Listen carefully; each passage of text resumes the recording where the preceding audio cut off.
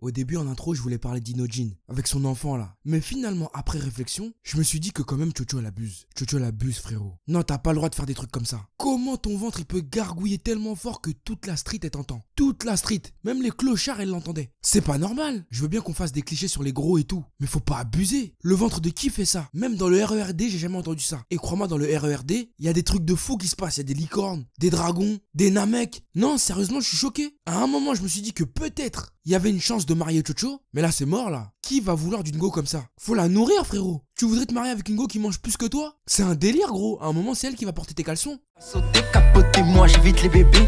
De moi sur ce sujet, bitch, tu m'auras pas, je te le promets. Mais gros, moi je flex. Martin Luther flex. O.J. Simpson flex. Même Malcolm X il flex. Mais gros, moi je flex. Martin Luther flex. O.J. Simpson flex. Même Malcolm X il flex. Ohio Minna, ici Afro, j'espère que vous avez la pêche car moi c'est le feu. Bienvenue dans le bendo, dans le bank si tu préfères. Et aujourd'hui on se retrouve pour la review de l'épisode 82 de Boruto. Comme tu le sais frérot, j'ai sorti une vidéo sur l'ultra instinct de Goku et sur l'anime de baston le plus dingue que j'ai vu récemment. Normalement, t'as les annotations qui s'affichent là-haut, donc n'hésite pas à aller les regarder. Tu vas kiffer. Bref, parenthèse étant passée, oui c'est vrai, j'ai un peu de retard. T'entends ma voix là? Tu l'entends? Je suis KO frère. Le froid il est en train de me mettre des torgnoles. J'en peux plus. Je suis en PLS isométrique dans ma chambre. Je monte le chauffage, le froid il augmente. Je le monte encore, le froid il augmente aussi. Frérot, c'est vrai, je suis en bagarre. Là je peux devenir un seiyuu normal. Je peux jouer qui? All Might? Non je rigole, c'est pas gentil, c'est bon, c'est bon. Bref, parenthèse étant passée, passons si vous le voulez bien à la review de cet épisode 82 de Boruto. Épisode moyen comme d'hab. C'était moyen. Mais le twist de fin était pas mal. Le twist de fin. Qui l'aurait cru? Qui aurait cru à ça? Qui aurait cru? Même moi j'y croyais pas. C'est-à-dire que j'étais là, je regardais l'épisode et je me disais putain non ils ont pas osé.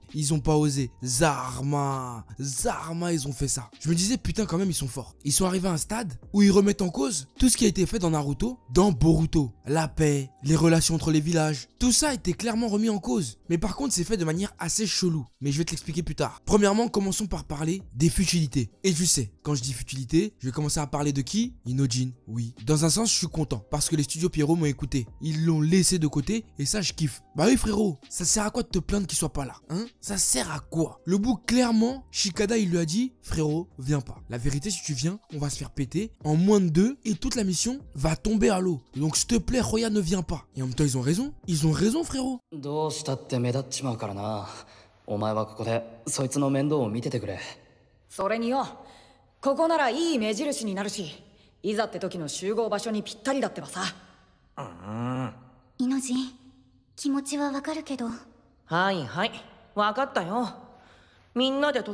C'est comme si, imaginons tu dois aller braquer une banque. Je t'incite pas à aller braquer une banque, hein, imbécile. C'est un exemple. Et dans ton équipe, il y en a un, il court pas vite. Je sais, ça n'a rien à voir, mais quand même. Il court pas vite. Tu crois vraiment que tu vas le laisser venir avec toi? Sachant que le gars qui court pas vite là, c'est le genre de gars, il va tout balance direct. S'il se fait péter, il va balancer ton blaze, le blaze de ta petite sœur, le blaze de ton yinche. Tout, il va tout dire. Et Inojin, c'est ce genre de mec. Un type qui a peur d'un lapin. Tu crois que si on lui met la pression, il va pas tout balance? Il va tout balance, frère. Normal. C'est un peu un Hawkins comme ça, mais version Naruto. Enfin bref. En tout cas, le fait qu'il ne soit pas là est génial, car il sert aussi d'élément de sécurité au cas où il y a une couille qui se passe. S'ils se font attraper ou autre. Bon, après, oui, je le reconnais. La Kuta, il est trop mignon quand même. Ah oui, frérot, non, arrête. Arrête! J'ai aussi le droit à mes moments de faiblesse. Pourquoi il y aurait que toi? Hein, dis-moi. Non, c'est pas juste. Pour moi, il est clairement trop mignon. Bon, bien sûr, il sert à rien. Mais tu sais, quand il fait des coucous, quand il dit son prénom. Ah, moi, je fonds. Hein. お前が自分の意思で決めたんなら今日からお前はあっくんだそれにしてもこいつ不思議なやつだよな僕らを襲ってくるから敵だと思ってたけど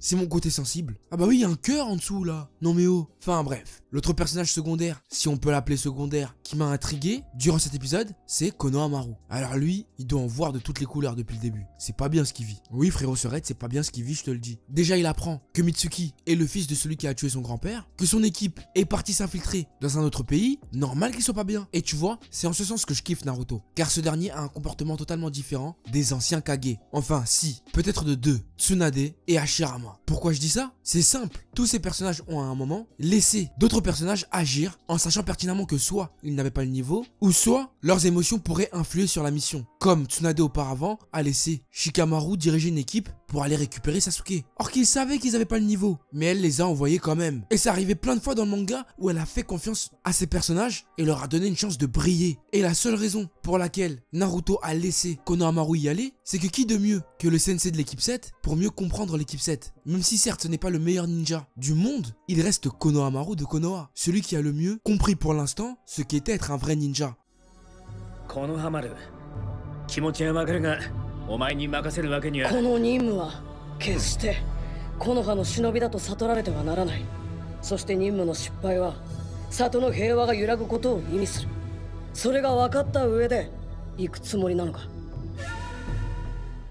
Car souviens-toi, Jiraiya l'a dit auparavant dans Naruto, être un ninja n'est pas être celui qui possède le plus de techniques. Non, non, non. Être un ninja, c'est surtout avoir la volonté de ne jamais abandonner. Et Konohamaru nous a déjà prouvé par le passé qu'il a clairement compris cela. Voilà pourquoi on le laisse y aller. Bon, il y a juste deux trucs que j'ai pas compris. Ok, il ne doit pas se faire repérer. Mais pourquoi il met un masque de Lambu qui est clairement un masque typique de Konoha? Qui plus est, en dessous de son masque, il a le bandeau de Konoha. Même Boruto, Sarada et Shikadai ont enlevé leur bandeau frontal en rentrant à Iwa. Donc comment on peut appeler ça une infiltration? Moi je me suis posé la question. C'est comme s'il y a un blanc qui veut se faire passer pour un noir, mais il se maquille même pas. Il dit juste que lui il est noir. Bon, je sais, l'exemple il est un peu tendu, mais c'est le seul qui m'est venu dans la tête. Enfin bref, ça j'ai pas compris. Donc faut m'expliquer. Si maintenant, pour s'infiltrer, faut avoir le bandeau de Konoha en dessous d'un masque. Comme ça, si jamais tu te fais attraper par des ninjas plus chauds que toi, tu te fais niquer et hop, Konoha se fait niquer aussi. Enfin bref, pas très intelligent sur ce coup-là. Ensuite, comme tu le sais, Boruto, Shikadai, Chocho et Sarada ont infiltré Iwa, pays dans lequel la situation semble tout à fait normale malgré le fait que le Tsuchikage ait disparu. Chose qui est totalement étrange. D'autant plus que, durant cet épisode, on a un parallèle absolument contradictoire qui est mis en place. Bah oui, premièrement, Boruto et Sarada vont bouffer chez un gars qui kiffe Onoki à la mort. Car c'est l'un des héros du monde Shinobi, il a affronté 2 fois Madara et est resté vivant. Et en plus, il a permis à son village d'évoluer. Il est l'instigateur de nombreux changements chez Iwa.